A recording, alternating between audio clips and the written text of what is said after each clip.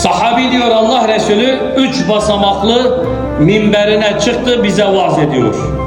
Birden Allah Resulü durdu, amin dedi, bir basamak aşağıya indi.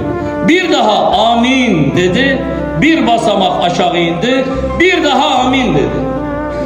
Biz merak ettik. Ya Resulallah, yeni bir ayet, yeni bir vahiy mi geldi? Hayır dedi. Cebrail geldi bana şöyle dedi, 3. basamaktaydım. Dedi ki kim Ramazan ayına yetişir de Ramazan ayında günahlarını affettiremezse burnu sürünsün. Amin dedi. Ya Resulallah, 2. basamakta da amin dediniz. Evet. Cebrail bana bu defa dedi ki kim anne ve babasına yetişir, onların rızasını almadan anne ve babası ölürse onun burnu sürünsün. Ben de amin dedim. Resulullah 1. basamağa indi.